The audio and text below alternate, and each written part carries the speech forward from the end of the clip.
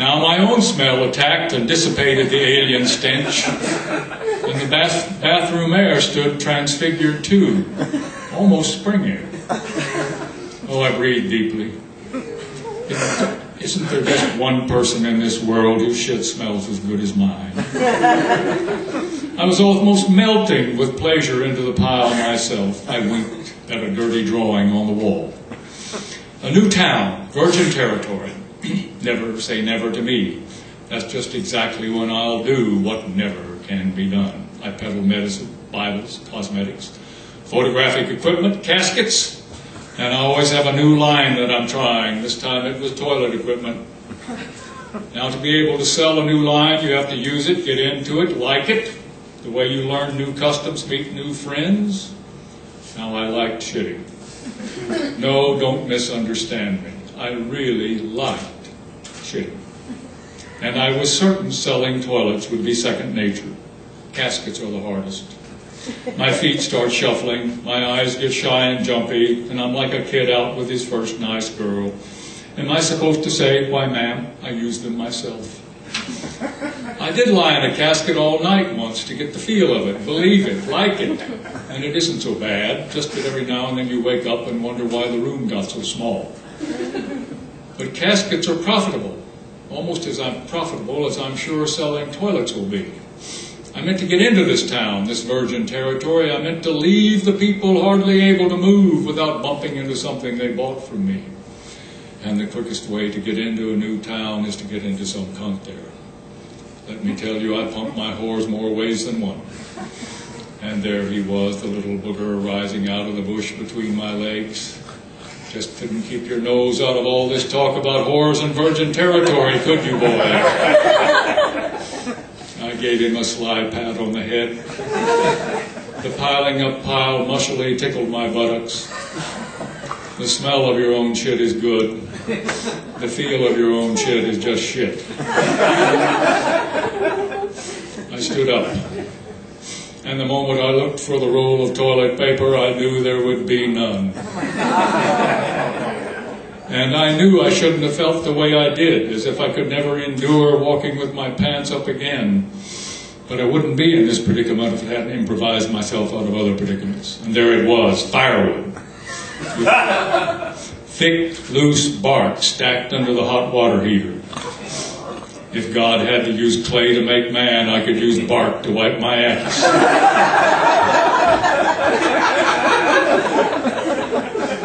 I scrubbed my ass raw.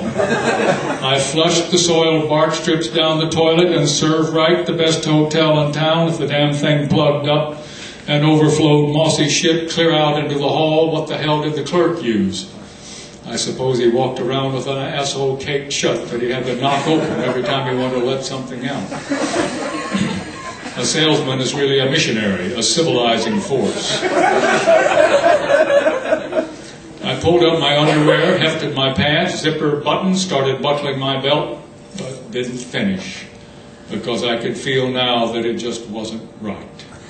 I walked aimlessly around the bathroom, keeping my buttocks clenched to avoid discoloring my underwear.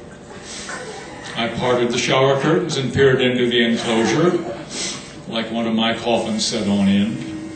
I don't know why it suddenly occurred to me that there might be someone hidden there. It could only have been that tapping noise, a leaky shower. But with all my experience on the road, I wasn't going to attribute a reasonable cause to every sound or movement.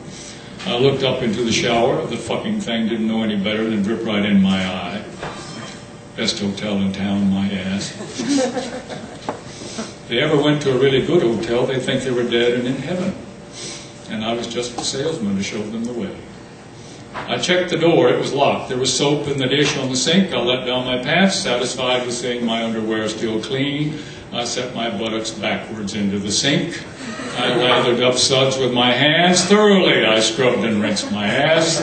Thoroughly I dried my hands and my ass with my handkerchief, a most useful thing, the handkerchief.